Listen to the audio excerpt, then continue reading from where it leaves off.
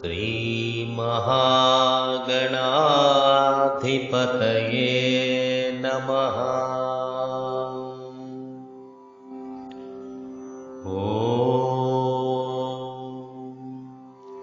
श्रीमहागणाधिपतये नमः।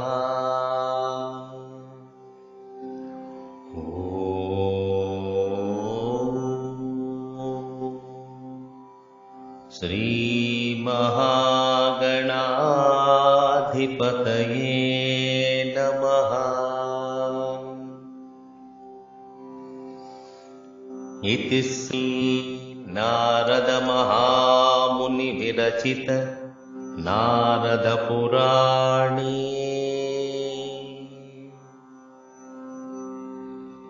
संकटनाशन गणेश स्तोत्र प्रारंभः।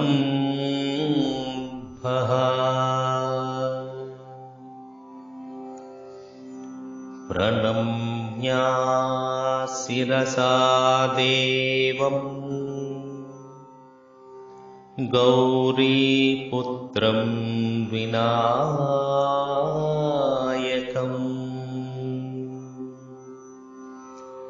प्रणम्य शिरसा देवं गौरीपुत्रं विनायकम्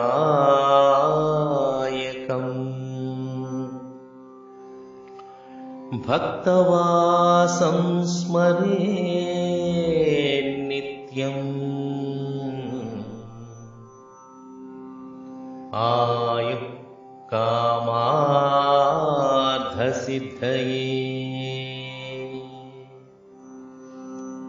प्रथमं वक्रतुण्डं च एकदन्तं द्वितीयकम्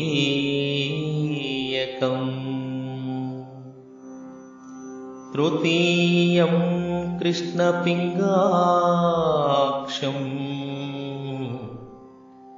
गजवक्त्रं चतुर्थकम्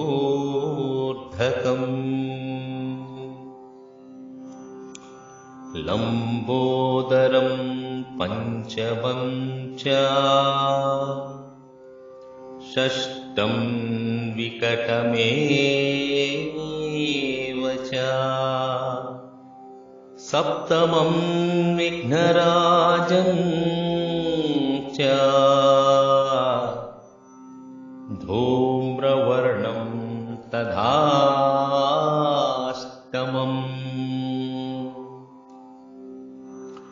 नवमं फालचन्द्रं च दशमं तु विनायकम्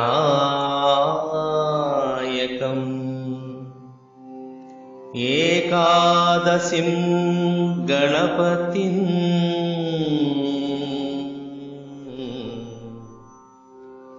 द्वादशं तु गजाननम्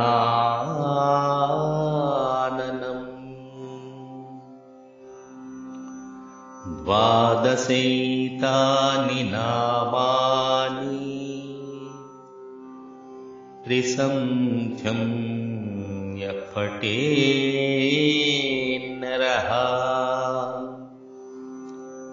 न च विघ्नभयं तस्य सर्वसिद्धिकरम् प्रभो। विद्यार्थी लभते विद्यां धनार्थी लभते धनम्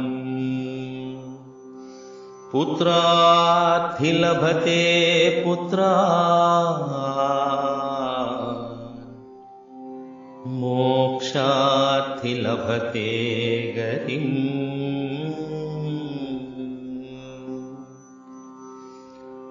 जपेत् गणपतिस्तोत्रम् षट्भिर्मासै फलं लभे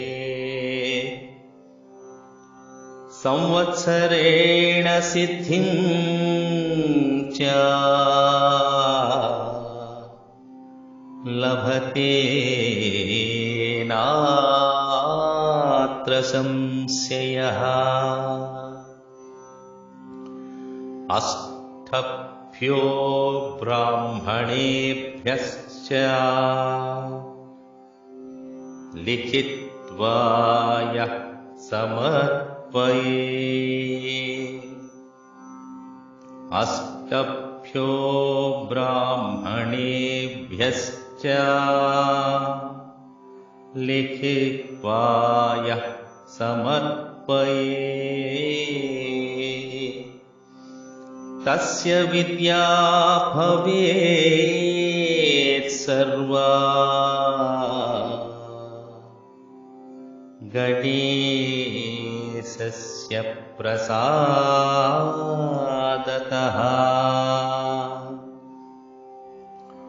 तस्य विद्या भवेत् सर्वा गणेशस्य प्रसादतः।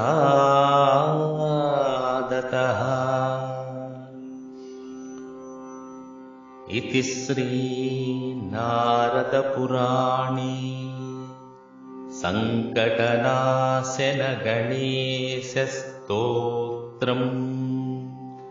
सम्पूर्णम्।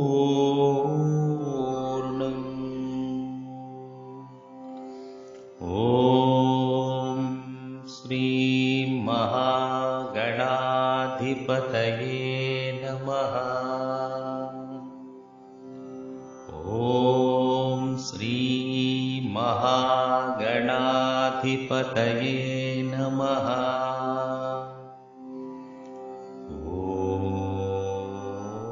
ॐ श्री महागणाधिपतये